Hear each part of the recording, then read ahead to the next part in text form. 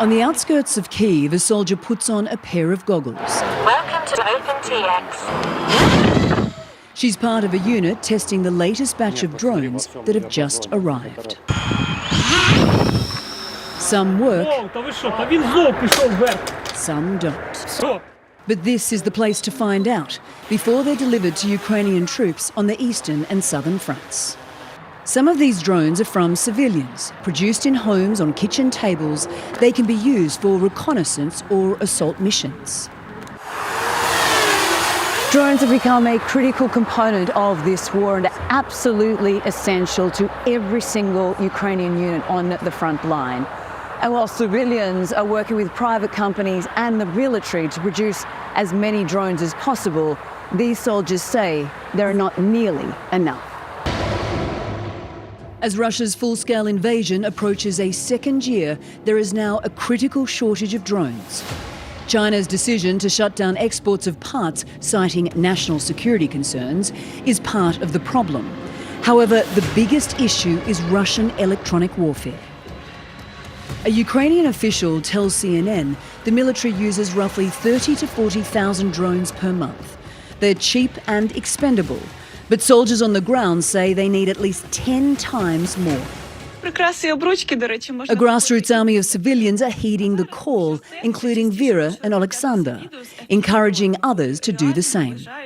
Their operation has taken over their one-bedroom apartment.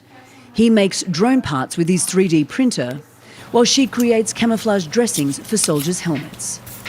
Their work acknowledged by grateful troops in Bakhmut, who sent them Ukraine's coat of arms made of bullets. Instead of getting married and having a wedding, we spent that money to start making drones. Now we are happy without gold rings, but with the drones. Companies like Victory Drones are training up civilians online to help build these little birds, to then distribute to the military. If you attach the payload to the bottom, if you attach the battery on top, you have a perfect shell, which is a guided missile. Volunteer and soldier Gennady says to compete with Russia's industrial output, Ukraine must innovate or there will be no future. He's already lost his best friend, seen here in this video, singing lullabies to their children. He knows too well the painful price of this war.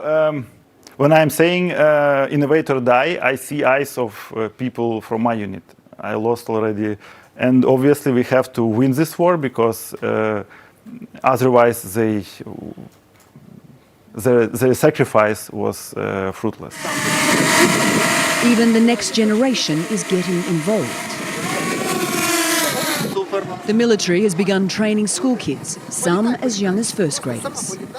My name is Sofia. I'm 6 years old. I like flying drones and protecting the country. And there are even plans to make this part of the nation's education system.